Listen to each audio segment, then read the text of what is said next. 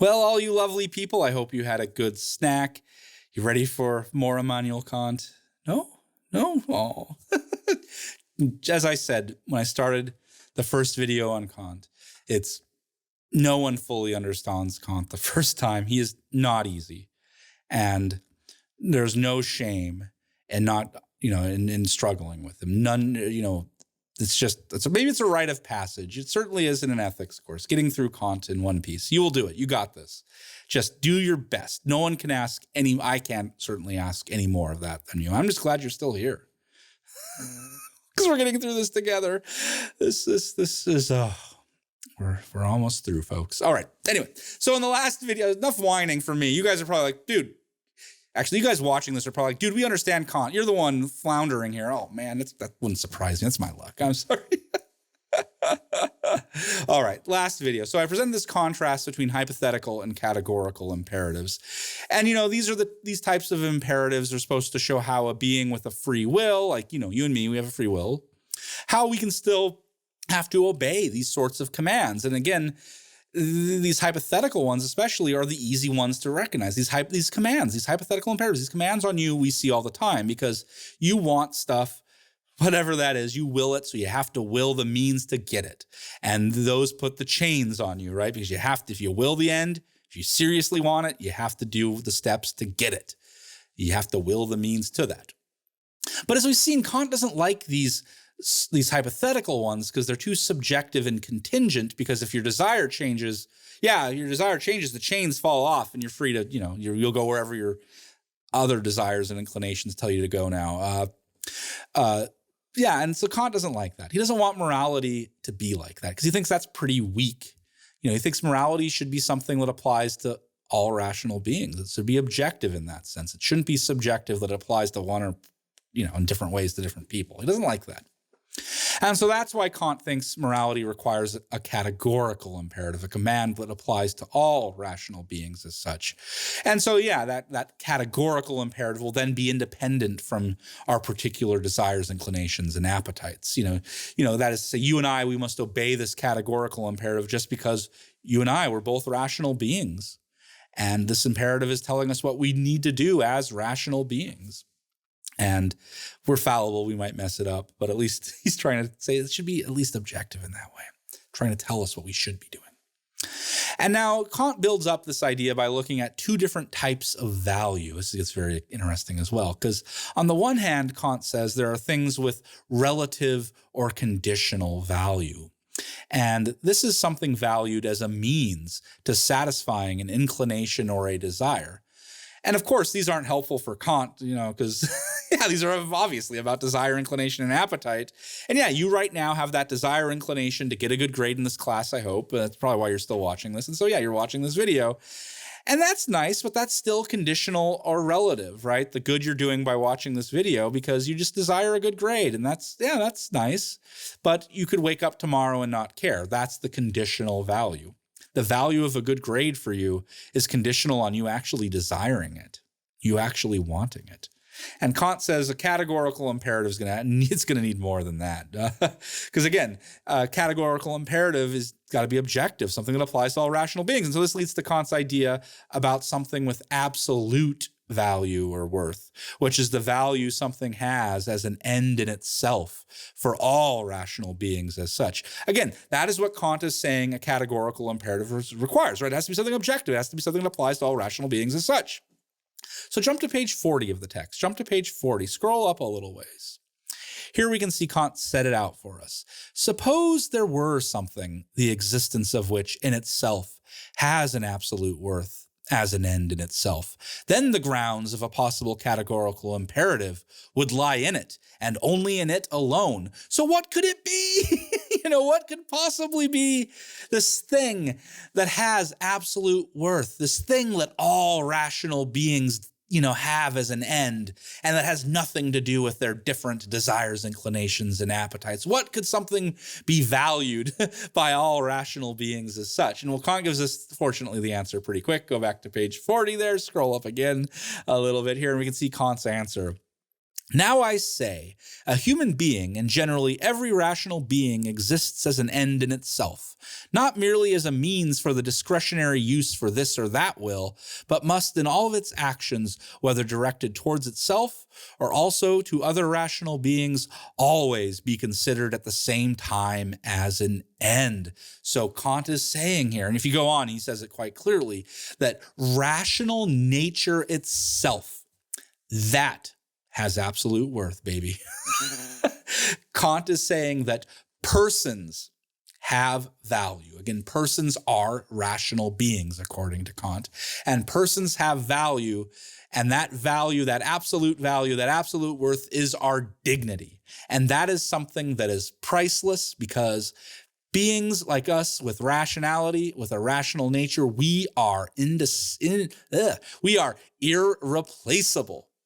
As he contrasts persons with things. And we saw Robert Nozick, might jog a memory there of Robert Nozick, because he also distinguishes between persons and things. Because, when we're talking about things have a price, things are replaceable. I break this pencil, it's easy for me to replace with another of equal value, right? I'll get you a new pencil, right, if I break it. Easy. But people, persons, rational beings are not like pencils. We're not replaceable. We are not replaceable with an equivalent. Because imagine, I know this is sad, but imagine your best friend dies. Someone you love the most dies. Maybe it's your best, closest friend.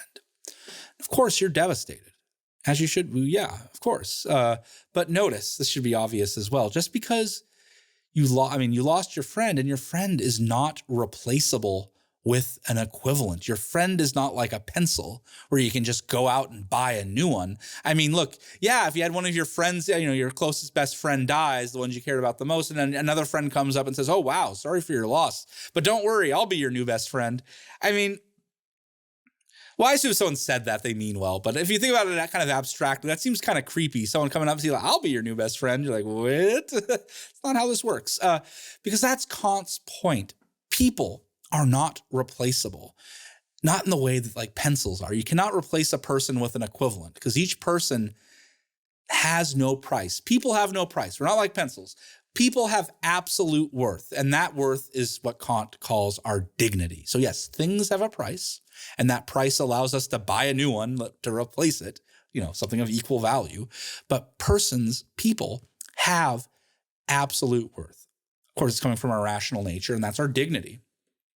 And yeah, so dignity just reflects the priceless value of our rational nature. Because meanwhile, of course, our desires, our inclinations, and our appetites, those aren't so special, because those things can change as your mood changes, right? But your dignity, your value, your absolute worth as a rational being, that has no price. That doesn't change. Well, unless you die, perhaps. That's about the only time. But if you have an immortal soul, that Kant would say that goes on then. But either way, right now, while you're living, your rational nature, Kant says, has absolute worth and value. And the question, of course, is, well, why? What is it? This is why I like this, because he's saying things that I think a lot of you probably agree with on some level. That yes, you have dignity. You are special. You are not a thing. But Kant's going to tell us why. And that's pretty cool. This is one of my favorite arguments from Kant about why our rational nature gives us dignity. Why it is that every rational being is something to be valued as an end in itself. And so I have a cute little example I like here. So here, I'll throw these up. Here are two things I have. In one pocket, I have a $100 bill.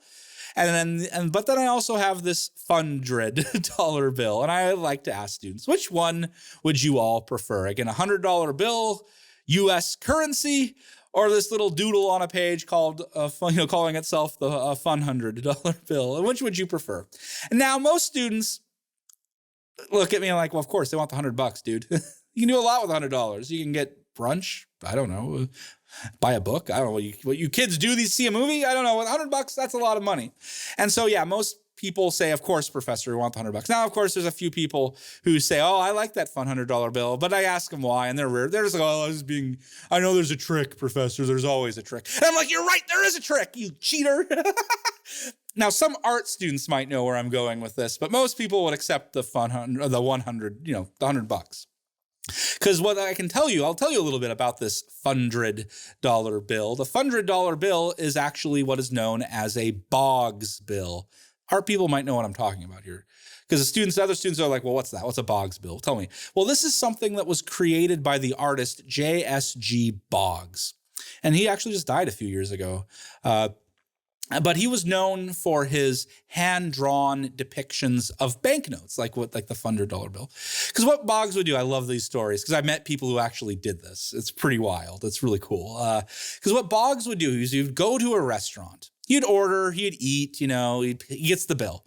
And so say like the bill is for like $20, whatever, right?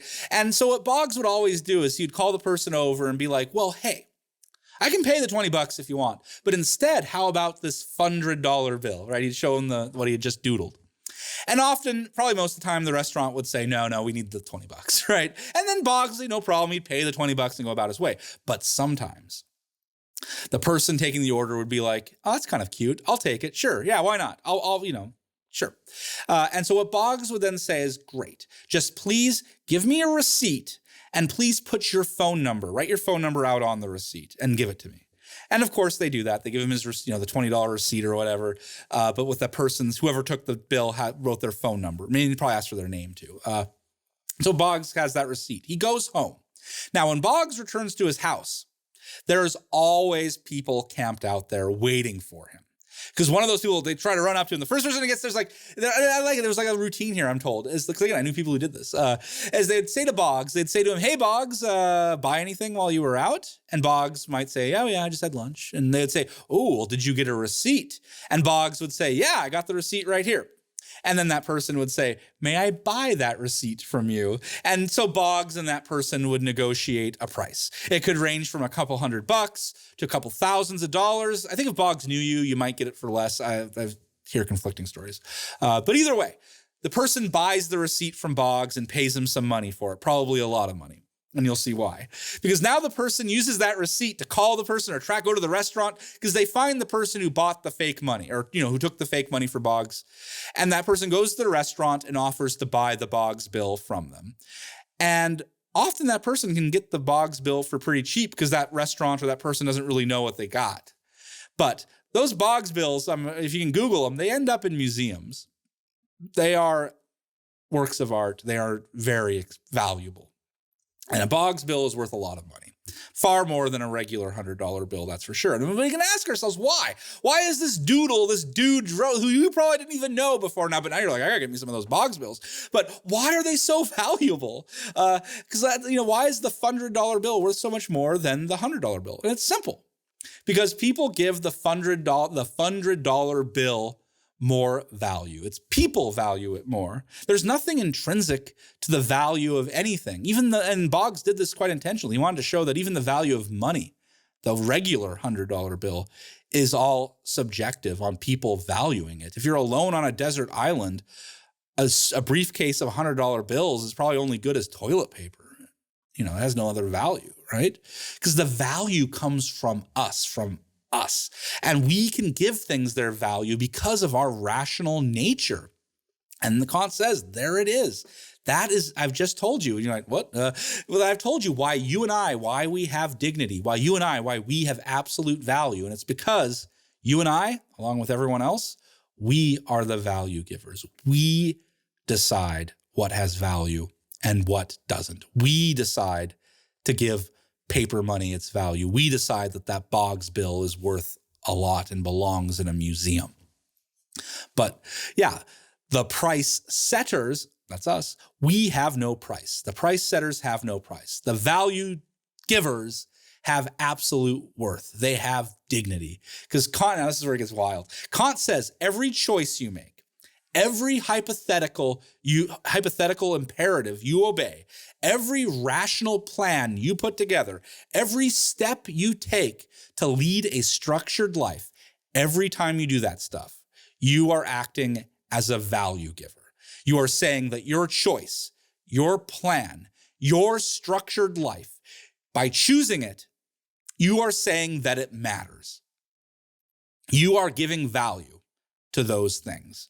Because you wouldn't be watching this video right now if you didn't think it had some value. even as a means to an end. But you're the one. Well, thank you for watching this still. Surprised you're still here. It's just us now. That's weird. No, but that's where it is. Yes. So you are, every time you make a choice to watch this video, you are giving value to your actions, because obviously you would, if this literally had no value, you wouldn't do it. You would do something else. But again, it could just be as a means to something else. It's just a step in your projects, your plans. And so Kant says, every time you make a decision, you are implicitly declaring and recognizing your value as a lawgiver. And again, as a value giver. Well, you're a lawgiver too, he says, but that's later. As a value giver. And yes, by choosing to watch this video, Kant says you are exercising your autonomy. I love autonomy. It's a great idea. I mean, there's lots of ways to understand autonomy. Here, I'll just say autonomy is your capacity to make decisions for yourself and to act on them. Again, autonomy is just about your capacity to make decisions for yourself and act on them. And it's an expression, autonomy is an expression of your free will. Autonomy is an expression of your rational nature. Autonomy is the source of your dignity, because all rational beings as such love their autonomy by the very act of choosing and living. Like I just said, you chose to watch this video. That's you exercising your autonomy. That is you declaring implicitly. You're not literally, well, you could, John, I don't know, I'm autonomous, people! Free choice, structured lives. I have dignity. Because that's why you have dignity. You are an autonomous value giver. And by exercising your autonomy, by making your choices and acting on them, you are treating your rational nature as an end in itself. I'll repeat that. This is crucial. I'd read the quote, but it is complex. So I'll just tell you what Kant says. Someday maybe you'll read back and you'll see, Professor Gray didn't make this up. This is actually in Kant. Yes, it is actually. We've read enough of him, I think. By exercising your autonomy, by making a choice and then acting on it, leading a structured life, picking your maxim, choosing your hypothetical imperative, all those choices you're making, you're giving value to those choices. That's an exercise of your autonomy. And Kant says every rational being does that every time they choose. And by doing that, you are displaying the value you have for yourself as a rational being who can make choices for yourself. You're valuing yourself by choosing. And Kant says, don't forget that. Value yourself. It is so important.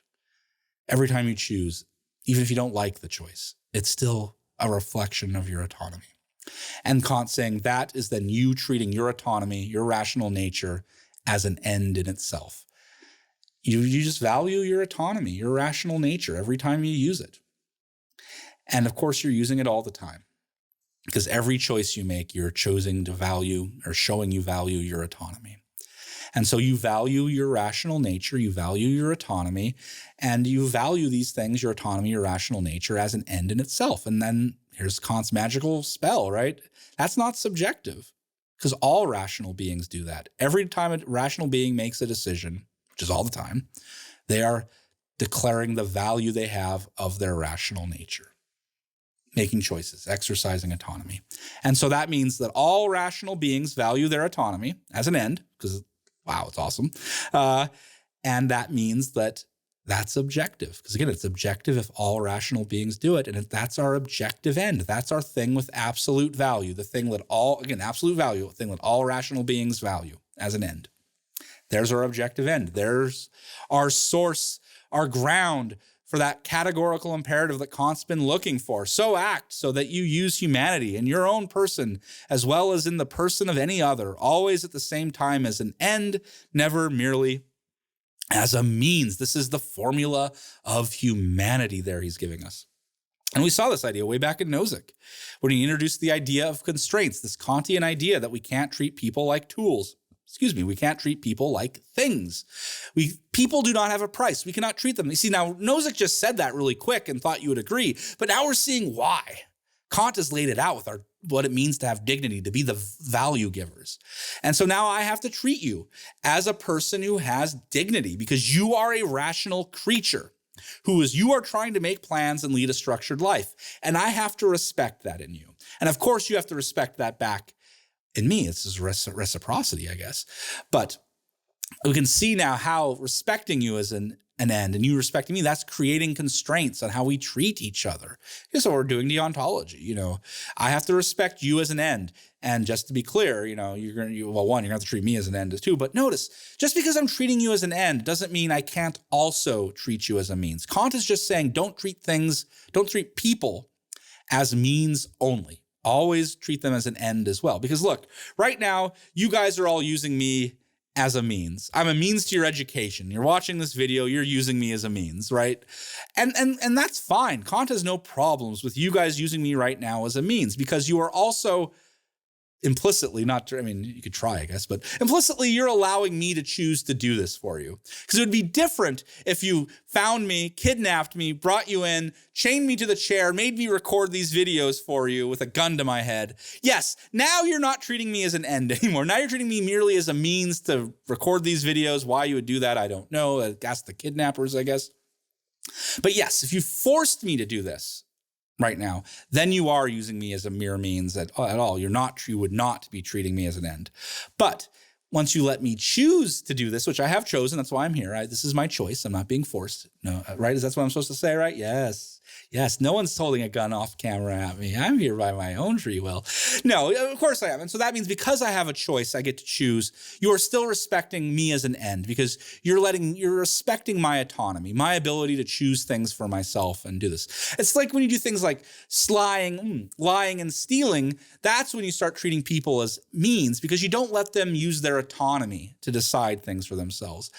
By stealing or lying to them, you're kind of forcing or tricking them to make things as you want them to be. And so, when you lie and steal, you are not respecting the autonomy of other rational beings.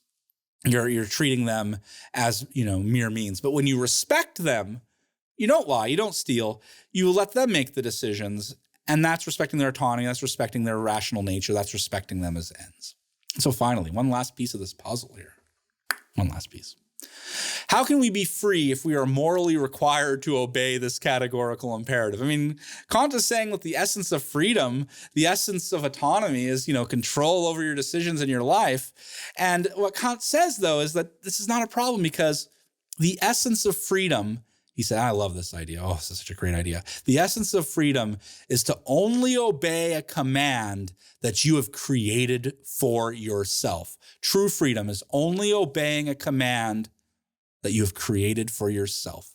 So when you rationally choose to follow a hypothetical imperative, you have created that imperative, you've created that command for yourself. And by choosing to follow it, you're not a slave. You're just showing your autonomy, your choice that you think this end is important, and these are the means you're going to follow it. You've made the decision and chosen to act on it. Now, again, the assumption here, I should say, is that you've rationally chosen that hypothetical imperative. You didn't do it on blind impulse or desire. That's like an animal. No, your reason approved of this action. And so you're not a slave, Carrie. You're not a slave to your desires. You're just following a law. So you are obeying a law, but it's a law you made for yourself, an imperative that you made for yourself, a command that you gave to yourself. And the same Kant says is true of the categorical imperative. You are not a slave when you treat people as ends and not only as means, right? This command, as he said, came from reason. This command is an expression of your rational nature. And so by obeying it, you're just obeying or following a command that your reason gave to you, as it gives to all rational beings. And again, this is the essence of autonomy, following a command that you've given to yourself. And so to conclude, Kant gets kind of almost poetic in these last sections, if you made it that far, because this is what Kant means by respecting each other. We acknowledge our shared rational nature. We come together in what Kant calls at the very end, a kingdom of ends, where we are both lawgiver and law obeyer. We are both the ruler and we are both the subject. We make the laws, we obey the laws. We are both ruler and subject simultaneously. And so when you and I live together in that kingdom of ends, well, you are free to use your autonomy, to create your plans, to lead your structured life. But you have to, in doing that, respect me and everyone else and letting us do that same thing. That's what it means to live together in the kingdom of ends. And when we live together in the kingdom of ends, all of our different plans, our projects and things, they come together in harmony. We are doing different things, but we're respecting each other in that, not trying to force each other's autonomy in certain directions. Only insofar as we all respect each other and follow that formula of humanity, treating each other as ends, do then our personal ends, our hypothetical imperatives come together and harmonize. And that's kind of poetic in its way, where we live together. We're all the rulers, and we're also all the subjects at the same time, only obeying the laws we've created for ourselves. I've gone on way too long. We did it. We did it. We are done with Kant. I know, I can't believe it either. Are you even watching now? Maybe you fell asleep and I'm just droning at your empty room and your roommate's like, shut it off, shut it off, shut it off. No, roommate, we're patting ourselves on the back. Roommate, no more arm flab, no more Kant. Ah! Oh my gosh. You are almost done with another module. Okay. What was I saying? Almost done. Finish the module quiz. Tweet some more. I hope to gosh I never have to record a video this long again. Prepare yourself for the Unit 5 exam. Trust me, I won't put more Kant on here than I need to, because I understand he's not easy. But holy cow, you can do it. Prepare yourself for that Unit 5 exam. You can do it. You can do it. You can do it. And while you're doing that, hey, take care. Stay safe.